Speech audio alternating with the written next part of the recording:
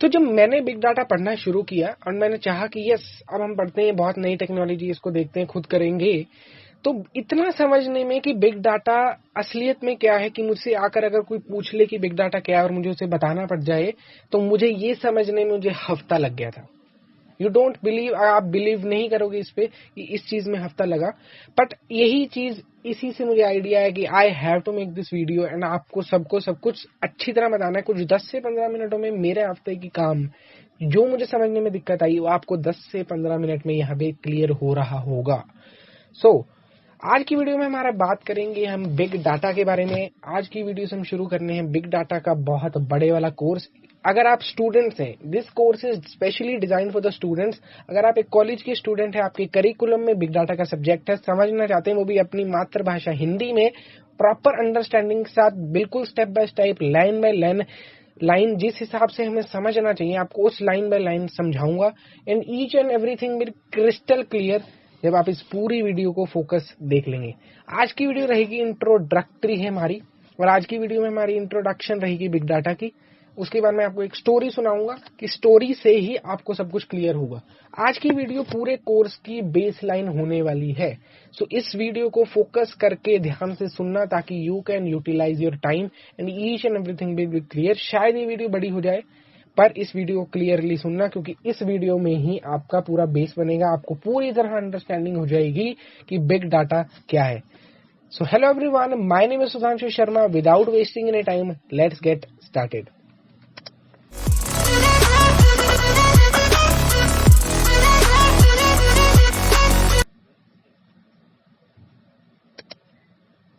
So what is big data? अगर big data के हम नाम पे जाएं, तो बिग डाटा के अगर नाम से जाएं और हम समझें कि बिग डाटा, तो बिग बड़ा एंड डाटा डाटा होता है, तो बड़ा डाटा तो बिल्कुल सही है। अगर हम इसके नामकरण पे फोकस करें और समझना चाहिए कि बिग डाटा क्या होता है, तो बहुत बड़ा डाटा, ठीक है, सिंपल। बट इतनी ही चीज ये नहीं है, ये इतनी चीज नहीं है जिसको मुझे समझने में हफ्ता लगा। ये इतनी चीज नहीं है, ये बहुत आगे आपको चीजें समझ में आने वाली है। और अगर आपको डायरेक्ट मैं बता देता हूं तो आप बहुत सब कुछ क्लियर नहीं होगा। तो चलिए एक मैं आपको स्टोरी सुनाता हूँ जिससे आपको अंडरस्टैंडिंग होगी एंड आप समझ आएंगे। तो ये स्टोरी का टाइम है, अपना दिमाग यहाँ पे, कान मेरी आवाज पर, एंड आप ईच एंड एवरीथिंग समझें। वीडियो के एंड तक आपको सब कुछ क्लियर हो जाएगा। अब बिग डाटा में से हम सिर्फ डाटा पे फोकस करते हैं, बिग को हमने हटा दिया। बिग डाटा में दो शब्द थे, बिग एंड डाटा। बिग बहुत बड़ा होता है एंड डाटा हमारे पास। बचपन से, जब से हमारी कंप्यूटर साइंस की लाइफ की जर्नी शुरू हुई है, कंप्यूटर साइंस के इंजीनियर का हमारा बर्थ शुरू हुआ है, तो हमने बचपन से सुना है कि बिग डाटा, जो डाटा होता है वो हमारा होता है रॉ फैक्ट्स एंड फिगर्स। ये हम, मतलब आप बहुत यही चीज कर रहे हैं कितने भी सेमेस्टर में, आप जब भी जाएं, data raw facts and figure, data raw facts and figure, जितनी बार भी हम बात करें data raw facts and figure. पर अगर हम इन सबको चीज को हटा के अगर हम मेन चीज पे दो फोकस करें, तो डाटा में दो चीज मेन होती है। एक होती है उसकी स्टोरिंग, एक होता है डाटा को स्टोर करना, एक होता है डाटा को प्रोसेस करना। दो चीज होती है डाटा की मेन, एक स्टोर करना और एक हम कहते हैं इसको प्रोसेस करना। दो चीज हो चुकी है। क्योंकि सबसे पहले, अब स्टोरिंग सबसे पहले हमारे पास इंपॉर्टेंट है। यहाँ पर स्टोरिंग क्यों इंपॉर्टेंट है? स्टोरिंग इसलिए इंपॉर्टेंट है क्योंकि जब तक स्टोर नहीं होगा, प्रोसेस कहां से होगा? अगर प्रोसेसिंग करनी है तो डाटा कहीं से स्टोर होगा, कहीं से उसको उठाएंगे, उसको प्रोसेस करेंगे और प्रोसेस करके कहीं उसको स्टोर करेंगे। तो स्टोरिंग इज बहुत ज्यादा इंपॉर्टेंट, बहुत ज्यादा इंपॉर्टेंट हमारी स्टोरिंग, ठीक है जी। इतना समझ आया कि डाटा के दो पार्ट है, स्टोरिंग एंड प्रोसेसिंग, जिसपे मेन फोकस होता है डाटा से रिलेटेड। तो अभी हम बात करते हैं, मेन फोकस करते हैं हमारी स्टोरिंग पे, बाद में आएंगे हमारी प्रोसेसिंग पे। अगर हम स्टोरिंग की बात करें तो स्टोर हमारे बात में, दिमाग में आते ही जब भी हम सोचेंगे स्टोरिंग, तो स्टोरी कहाँ डाटा स्टोर हो रहा है, हमारे दिमाग में पहली चीज आती है डाटाबेस। पर अब मैं आपको चीज बता दूं कि डाटाबेस भी दो टाइप के होते हैं। एक होता है सीक्वल डाटाबेस एंड एक होता है no SQL database. SQL databases में भी आप लोगों में से सबको पता होगा, और जिस सेमेस्टर में आप होंगे इससे पहले आपको सब्जेक्ट आ चुका होगा, जब आप समझ चुके होंगे कि डीबीएमएस का सब्जेक्ट आपने पढ़ा होगा, और आप समझ चुके होंगे कि हमारे पास जो सीक्वल है, सीक्वल डाटाबेसेस वो क्या होते हैं। मे बी आप नो सीक्वल डाटाबेसेस से अभी फेमिलियर नहीं होंगे, पर अभी आपको थोड़ी देर में ये भी क्लियर होता दिखेगा। सीक्वल डाटाबेसेस बात करते हैं। अब दो चीज हमने पढ़ ली यहाँ पे कि सिक्वल डाटाबेसेस होते हैं, नो सिक्वल डाटाबेसेस होते हैं। अब फ्लो में हम जा रहे हैं, ठीक है जी। अभी हमने देखा डाटा के बारे में, डाटा से रिलेटेड दो चीजें कि स्टोर करना और उसको प्रोसेस करना। फिर हम देख रहे हैं कि स्टोरिंग में भी हमारे पास सिक्वल डाटाबेसेस हैं, एक नो सिक्वल डाटाबेसेस है। No SQL databases, SQL databases क्या है, हम फर्दर आगे देखते हैं। तो जब भी हमारे दिमाग में सिक्वल डाटाबेसेस आए, सबसे पहली चीज हमारे दिमाग में क्या आती है? सबसे पहली चीज हमारे दिमाग में आती है MS एक्सेल, सबसे आसान चीज। अगर आपके दिमाग में ये चीज नहीं आई तो आपके दिमाग में माई सिक्वल आया होगा, SQL query, structure query language, ये चीजें आई होंगी। और इसमें आप क्या देखते हैं? MS एक्सेल में क्या देखते हैं? रोज एंड कॉलम्स। MS एक्सेल में कोई भी चीज है, डाटा स्टोर हो रहा है, वो form the row and column. तो सिक्वल डाटाबेसेस वो डाटाबेसेस होते हैं, सिक्वल डाटाबेस हमारे वो डाटाबेस होते हैं जो रिलेशनल होते हैं। इसका आपस में इनसे रिलेशन है। इस डाटाबेस का कोई हमारे पास दो डाटाबेस हैं और इस डाटाबेस का इसके साथ आपस में रिलेशन होगा। तो ये सिक्वल डाटाबेसेस हमारे वो डाटाबेस हो गए जिनका आपस में रिलेशन होता है डाटा का, एंड रिलेशनल डाटाबेस उनको कहते हैं। सबसे हमारा एग्जांपल है MS एक्सेल, सबसे ज्यादा आसान। हम उसकी सिक्वल की बात कर सकते हैं। ये सारी चीजें। एक और चीज यहाँ पे देखने वाली है कि डाटा हमारा स्टोर होता है रोज एंड कॉलम्स में।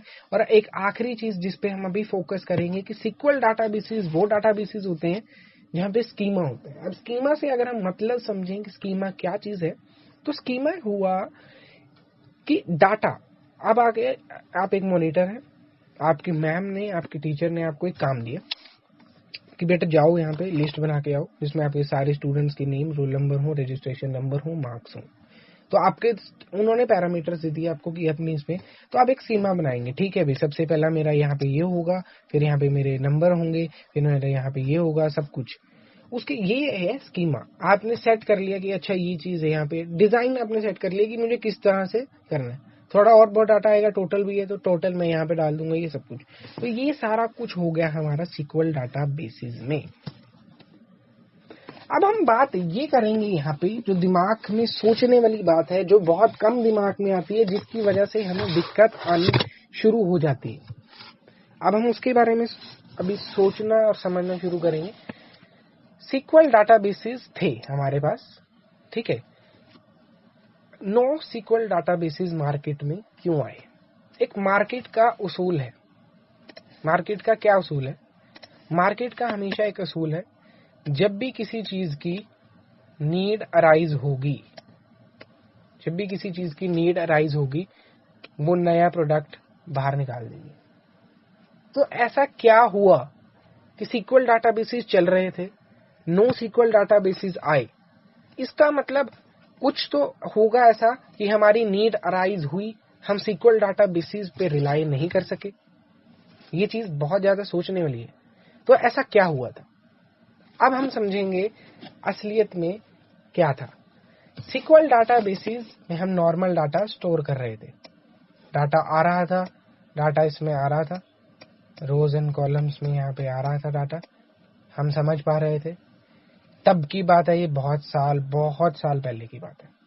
पर आज के टाइम पे जब हम देखें, इससे पहले आज के टाइम पे जब हम देखें, ये हमारा डाटा ही बहुत ज्यादा बड़ा हो रहा है। हमारा डाटा बहुत ज्यादा बड़ा हो रहा है। और सिक्वल से नो सिक्वल पे जाने वाली बात ये थी कि अब जो हमारे सिक्वल के थे, सिक्वल हमारे डाटा को मैनेज नहीं कर पा रहा था। सिक्वल हमारे डाटा को मैनेज नहीं कर पा रहा था। जितना भी हमारे पास डाटा था, सिक्वल उसको मैनेज नहीं कर पा रहा था। हम आ रहे, सिक्वल क्रैश हो रहा था क्योंकि वो ज्यादा डाटा को संभाल नहीं सकता। ये चीज थी कि हमारी नीड अराइज हुई और सिक्वल से हम एक नई चीज पर आए जिसका हमारे नाम दिया नो सिक्वल। अब नो सिक्वल, ज्यादा से ज्यादा लोग सोचेंगे कि सिक्वल नहीं है। इसका मतलब ये नहीं है, हम यहाँ पे ये नहीं कहते कि अब नई चीज आ गई है तो सिक्वल को बाहर निकाल दो, ऐसा कुछ नहीं है। नो सिक्वल की फुल फॉर्म होती है नॉट ओनली सिक्वल, कि केवल सिक्वल ही नहीं है, सीक्वल अभी भी यूज हो रहा है, छोटे डाटाबेसेस में यूज होता है। जैसे अब जब भी हमने डीबीएमएस पढ़ा तो हमने सीक्वल ही पढ़ा। आप पीएचपी करेंगे, आप उसमें सीक्वल करेंगे, क्यों? क्योंकि ये पुराना है और हम जिस लेवल पे अभी पढ़ते हैं, हमारे करिकुलम के हिसाब से हम वो चीजें पढ़ते हैं जो बहुत साल पहले हो चुकी है। और आज वो चीज है जो बिल्कुल नई टेक्नोलॉजी है, बिग डाटा जैसी टेक्नोलॉजी नहीं है, जो कि अभी तक कॉलेजेस में पढ़ाई नहीं शुरू नहीं हुई और कुछ पिछले साल से शुरू हुई है, तो जिसको हम अंडरस्टैंड कर रहे हैं। ठीक है जी। तो नो सीक्वल की फुल फॉर्म हुई हमारी नॉट ओनली सीक्वल, कि सिर्फ सीक्वल नहीं, सिर्फ सीक्वल ही नहीं है, आपके पास मूवी है। तो अब हम इसको जानना शुरू करते हैं कि नॉट ओनली सीक्वल डाटाबेसेस क्या होते हैं। सबसे पहले तो ये नॉन रिलेशनल डाटाबेस होते हैं। इसमें डाटा जो है उनमें आपस में रिलेशन नहीं होता किसी में भी। ठीक है जी। रिलेशन नहीं होता मतलब आप कैसे भी डाटा स्टोर कर सकते हैं, ऐसे ही आपको कोई तंगी नहीं आएगी। यहाँ पे आप जिस तरीके से आप चाहें ऐसे डाटा स्टोर कर सकते हैं। सबसे पहले एक और चीज मैं आपको बता दूं, फिर हम एग्जांपल पे आते हैं। जैसे हमने देखा कि वो जो रिलेशनल डाटाबेस था वो रोज एंड कॉलम्स में हमारा डाटा स्टोर कर रहा था। रोज एंड कॉलम्स यहाँ पे हमारे बन चुके हैं। तो यहाँ पे अगर आपको लिस्ट बनाने की दी और यहाँ पे कोई कॉलम नहीं है, तो उसमें क्या चीज थी कि आप उसको खाली नहीं छोड़ सकते। वहां पे वैल्यू होगी और वो वहां पे नल होगी अगर आपने उसको खाली भी छोड़ना है। तो नल वैल्यू भी है, वो हमारी स्पेस ले रही है। तो ये जो है हमारा बहुत ज्यादा स्पेस लेता था, जिसकी वजह से हमारा बहुत डाटा है और उसमें से खाली स्पेस हम यूटिलाइज नहीं कर सकते। इसलिए नो सीक्वल डाटाबेस हम यूज नहीं करते। जबकि नो सीक्वल डाटाबेसेस में ऐसा कुछ नहीं है, जितना हमें डाटा चाहिए उतना हम उसको यूटिलाइज कर सकते हैं। इसके बाद अगर मैं यहाँ पे बात करूं तो ये मोंगोडीबी क्या है भाई? मोंगोडीबी नो सीक्वल डाटाबेसेस का एग्जांपल है। मोंगोडीबी नो सीक्वल डाटाबेस का एग्जांपल है। One of the no SQL databases के भी हम आगे आने वाली वीडियोस में बहुत सारी टाइप्स पढ़ेंगे। तो नो सीक्वल डाटाबेसेस हमने क्या समझा कि ये नॉन रिलेशनल है। ठीक है जी, नॉन रिलेशनल है, ऐसा कोई सीक्वल जैसा नहीं है। एक और चीज मैं आपको बता दूं, स्कीमा, इनमें कोई स्कीमा नहीं है। आपको जैसे डाटा स्टोर करना है वैसे स्टोर कर सकते हैं। अब हमने नॉर्मल लाइफ में, क्योंकि आज के टाइम पे यही चल रहा है, तो हमने कहीं तो देखा होगा, हम डिजिटलाइज बंदे हैं, अपना काम करते हैं, कहाँ यूज, आपने जेसन फाइल का नाम कहीं ना कहीं सुना होगा। नहीं भी सुना तो आज आप सुन सकते हैं। जेसन फाइल की फुल फॉर्म होती है जावास्क्रिप्ट ऑब्जेक्ट नोटेशन। तो उसकी फाइल कुछ इस तरह से दिखती है। अब जैसे कि हम अगर इसको बनाते हैं, अगर रो एंड कॉलम में, तो एम्प्लॉय वहां पे नाम की अलग होती है हेडिंग, ईमेल की अलग होती है, फिल करते, उसमें से किसी की ईमेल नहीं होती तो वो खाली रहती। तो यहाँ पे क्या है, नेम एंड ये बस। तो आप इस तरह से इसको डाटा स्टोर कर सकते हैं। ये कम जगह लेता है, नॉन रिलेशनल है। और हमने नो सीक्वल डाटाबेस का भी एग्जांपल यहाँ पे पढ़ा, मोंगोडीबी। अब एक और चीज मैं आपको बता दूं, यहाँ पे अगर आपको क्लियरेंस नहीं भी हो रही है तो कोई चक्कर नहीं है।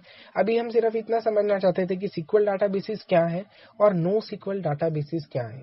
सीक्वल डाटाबेसेस होते हैं रिलेशनल, नॉन सीक्वल डाटाबेसेस होते हैं नॉन रिलेशनल।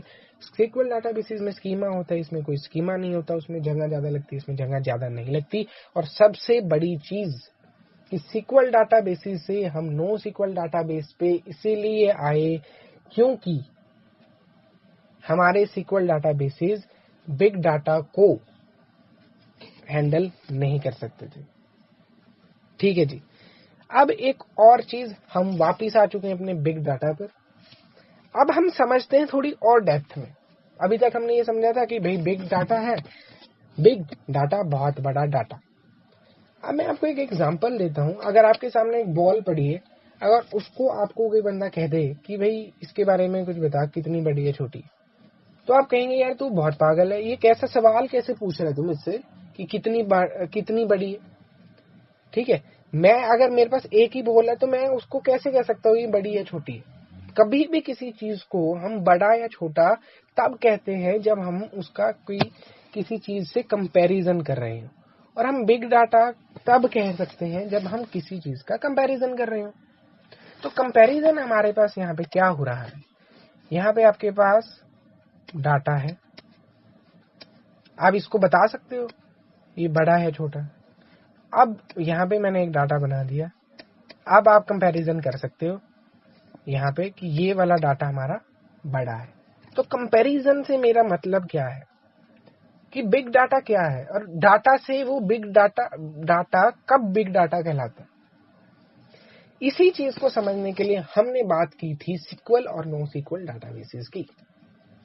जब एक डाटा SQL डाटाबेस में हैंडल हो रहा है, चल रहा है, तो वो डाटा है। जब SQL बाबा ने, जो हमारे SQL है, उन्होंने हाथ खड़े कर दिए कि नहीं, मैं अब हैंडल नहीं कर सकता, तो वो बिग डाटा बन गया।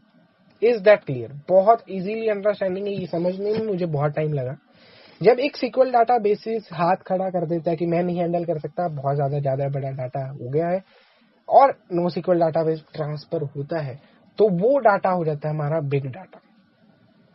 ठीक है जी, जो SQL हैंडल नहीं कर सकता वो बहुत ज्यादा बिग डाटा है, तब हम उसको कहते हैं बहुत ज्यादा बिग डाटा। अब हमारे दिमाग में एक और चीज आ रही है, यार हमारा एक कॉलेज के सेमेस्टर में एक नया टेक्नोलॉजी जोड़ दी और एक नया सब्जेक्ट जोड़ दिया, यार क्या पागलपंती है, क्यों पढ़ना पड़ रहा है? कौन है ये बंदा जो इतना डाटा जनरेट कर रहा है, जिनकी वजह से हमें ये सब्जेक्ट पढ़ना पड़ रहा है? हमारे दिमाग में आ रहा है ना कि हु जनरेट्स बिग डाटा। अभी पता चलता है कौन जनरेट करता है बिग डाटा। बिग डाटा हम आपस में साथ में मिल के जनरेट करते हैं। अभी मैं भी जनरेट कर रहा हूँ, मैं वीडियो बना रहा हूँ, आप सुन रहे हो, आप अपना डाटा जनरेट कर रहे हो, मैं अपना डाटा जनरेट कर रहा हूँ, आप लाइक कर रहे हो, आप डाटा जनरेट कर रहे हो, आप शेयर कर रहे हो, आप डाटा जनरेट कर रहे हो, कमेंट कर रहे हो, डाटा जनरेट कर रहे हो। ट्विटर पे हर सेकंड कितने लाखों ट्वीट्स होते हैं, डाटा जनरेट हो रहा है। आपको कितनी ईमेल्स आती हैं, डाटा जनरेट हो रहा है। आप इंस्टाग्राम चला रहे हैं 5 सेकंड के लिए, कितना डाटा जनरेट हो रहा है। फेसबुक चला रहे हैं, व्हाट्सएप चला रहे हैं, टेलीग्राम चला रहे हैं, कितना डाटा जनरेट हो रहा है। तो बहुत ज्यादा डाटा है। आपको मैसेज कर रहे हो, आप सर्फिंग कर रहे हो, आप ईमेल्स भेज रहे हो, आप चाहे यूट्यूब देख रहे हो, चाहे ट्विटर देख रहे हो, चाहे सोशल मीडिया चला रहे हो, हर एक टाइम डाटा आपका जनरेट हो रहा है।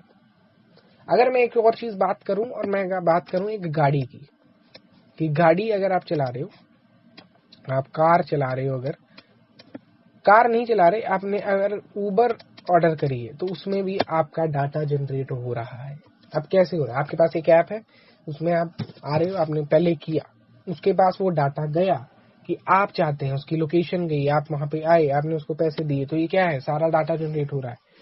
तो ऐसी ऐसी छोटी छोटी चीजों से आप अगर 5 सेकंड के लिए भी फोन चलाते हैं, 1 सेकंड के लिए फोन चलाते हैं, 5 मिनट के लिए फोन चलाते हैं, आप टन ऑफ टन डाटा आप जनरेट कर रहे हैं, और ये डाटा बन रहा है बिग डाटा में। तो आप अगर देख सकते हैं, अभी भी अब देख सकते हैं, अगर हम अपने नॉर्मल लाइफ की बात करें, तो यहाँ पे हमारे NoSQL डाटाबेसेस की कितनी नीड हो चुकी है, क्योंकि यहाँ पे बिग डाटा ही डाटा है।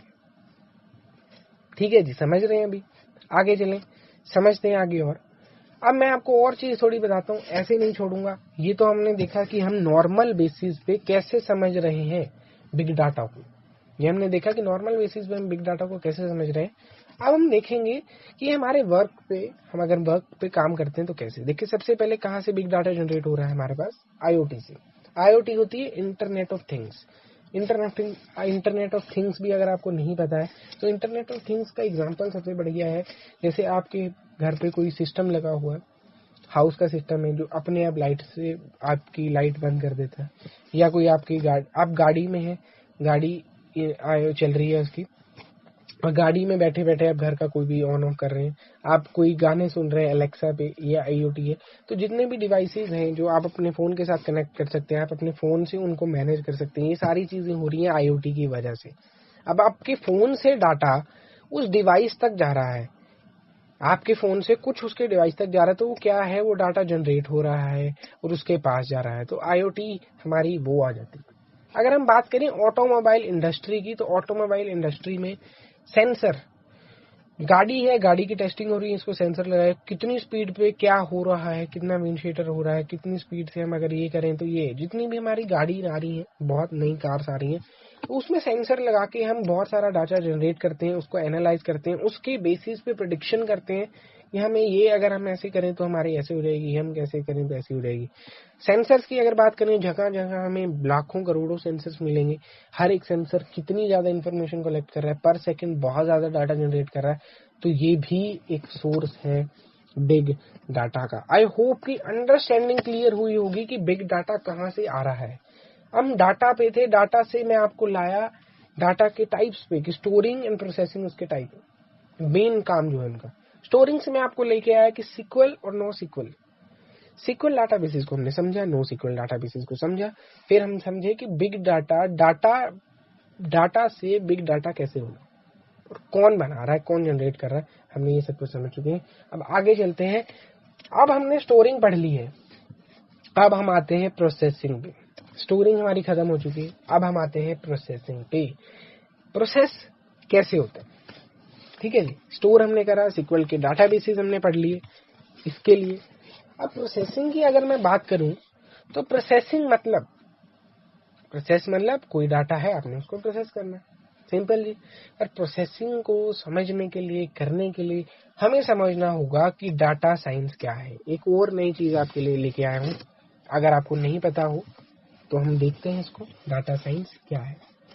तो डाटा साइंस क्या है, अगर हम बात करें फिर से, डाटा में से बिग हटा दिया, डाटा रखा, डाटा के साथ हमने जोड़ा साइंस, बन गया डाटा साइंस। अब हम समझते हैं कि डाटा साइंस होता क्या है। Data science is a process of extracting knowledge and insights from a data by using scientific methods. अगर हम बात करें सिंपल साइंस की, तो यार सिंपल साइंस अगर हम नॉर्मल भाषा में बात करें तो सिंपल साइंस क्या है यार?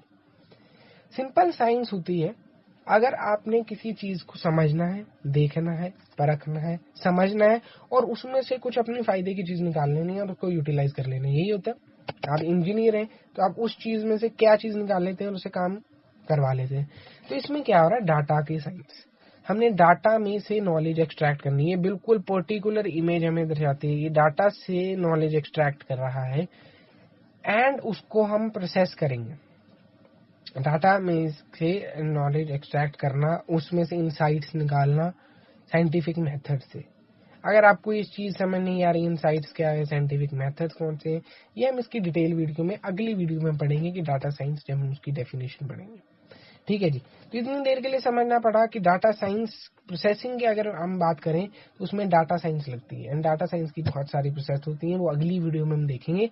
डाटा साइंस अभी के लिए यही है कि बहुत सारा डाटा, जो अभी हम बिग डाटा की बात कर रहे थे, बिग डाटा को एक्सट्रैक्ट करना, उसको समझना, उसमें से एनालिसिस करना और कुछ रिजल्ट निकालना, क्योंकि इतना ज्यादा डाटा जनरेट हो रहा है तो उसमें से कुछ हमने वैल्यूएबल चीज निकालनी है, वेस्ट नहीं होने देना, ठीक है जी।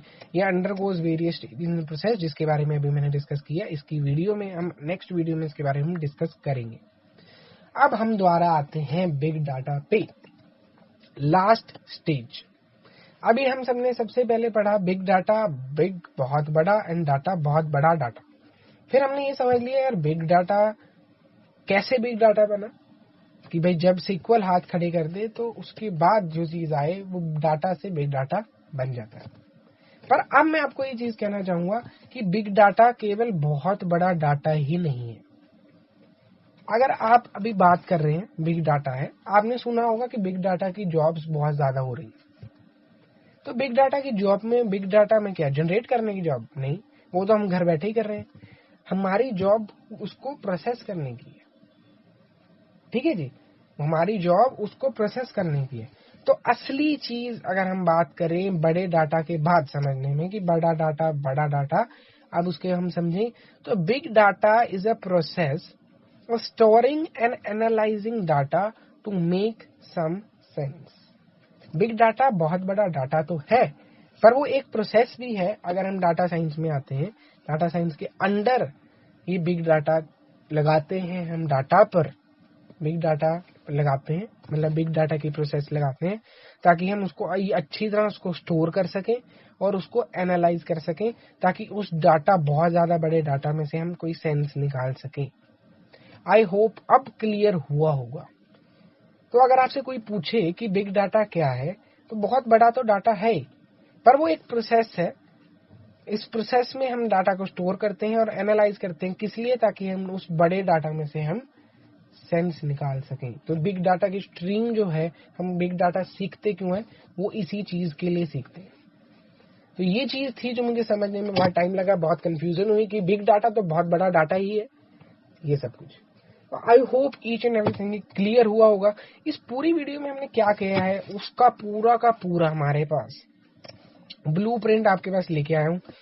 बहुत ज्यादा इंटरेस्टिंग ही होने वाला है। हमने शुरू किया था डाटा से कि डाटा क्या होता है। डाटा की दो मेन चीजें होती हैं, एक डाटा को हमने करना है स्टोर, एक हमने डाटा को करना है प्रोसेस। स्टोर में अगर हम देखें तो स्टोरिंग में हमारे पास आ जाते हैं SQL databases and non SQL databases. SQL databases हमारे पास रिलेशनल होते हैं, इसमें ज्यादा स्पेस लेते हैं। स्कीमा इनका होता है, इसमें स्कीमा नहीं होता, स्पेस नहीं लेता, किसी भी तरीके से आप डाटा डाल सकते हैं। ये हमारे SQL MS एक्सेल हो गया, ये हमारे पास MongoDB का एग्जाम्पल हो गया।